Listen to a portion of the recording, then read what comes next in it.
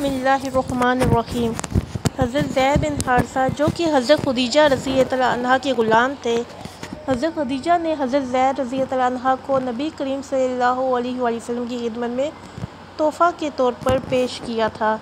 तो इस तरह हज़रत ज़ैद बिन हारिसा नबी करीम सल्लल्लाहु अलैहि वसल्लम की खिदमत में अपनी ज़िंदगी गुजारने लगे। और ये वाक़या थोड़ा सा डिटेल में है, लेकिन मैंने मुख्तसर सा इधर वाक़या पेश या आपको बयान किया है। अगर आप डिटेल में सुनना चाहते हैं तो कमेंट में ज़रूर बताएं। तो चलो वाक़े की तरफ आते हैं। नबी दो जहाँ नहायत करीमाना इखलाक के साथ उनसे पेश आते और बहुत अच्छा सलूक करते थे। और जो है ना, हज़रत ज़ैद बिन हारिसा की किस्मत पे रश्क आता है कि वो आप सल्लल्लाहु अलैहि वसल्लम की साथ इतने जो है ना उनके ग़ुलाम बन के उनके साथ रहते थे। एक मरतबा ज़ैद बिन हारिसा की कबीले वाले मौसम हज के महीने में ना हज के लिए आए। तो उनके कबीले के लोग थे। उन्होंने मक्का में ना हज़रत ज़ैद बिन हारिसा को पहचान लिया, देखते ही पहचान लिया और उनसे ना वापस जाने के लिए कहा। तो हज़रत ज़ैद बिन हारिसा ने ना चंद इशार उनको सुनाए, और ये भी आप बहुत डिटेल में चला जाएगा। तो हज़रत और उनको बस ये पैगाम दिया कि ये जो शेर है ना, जाके मेरे घर वालों को सुना दो। और उन शेरों में उन्होंने अपनी ज़िंदगी, अपनी खुशी का इजहार किया कि मैं यहाँ पर बहुत खुश हूँ, इत्मीनान से हूँ। तो जब कबीले वाले ना हज करके वहाँ से वापस अपने कबीले की तरफ गए, तो उन्होंने हज़रत ज़ैद के वालिद और उनके भाई को ना हज़रत ज़ैद बिन हारिसा के बारे में बताया कि हमने उनको सारा किस्सा सुनाया कि हमने किस तरह देखा और उन्होंने क्या शेर सुनाए। तो उनके भाई और वालिद ना, जाहिर सी बात है, उनके भाई थे, बेटे थे, तो वो उनको लेने के लिए मक्का आए। मक्का में वो हज़ूर अकरम सल्लल्लाहु अलैहि वसल्लम की खिदमत में हाज़िर हुए। तो आप सल्लल्लाहु अलैहि वसल्लम से इस तरह से ना कहने लगे कि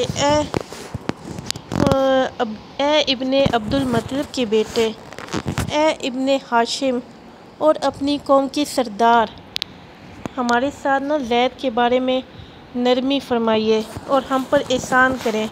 हज़रत ज़ैद को ना कि हमारे साथ जाने दें, ज़ैद को हमारे साथ जाने की ना इजाज़त दे दे। आप सल्लल्लाहु अलैहि वसल्लम ने फरमाया कि मैं ये इस बारे में ना हज़रत ज़ैद बिन हारिसा को इख्तियार देता हूँ कि अगर वो आपके साथ जाना चाहे तो चले जाए, और अगर वो मुझे जो है ना चूज़ करते हैं तो मेरे साथ रहना चाहते हैं, तो ये हज़रत ज़ैद बिन हारिसा की मर्ज़ी है।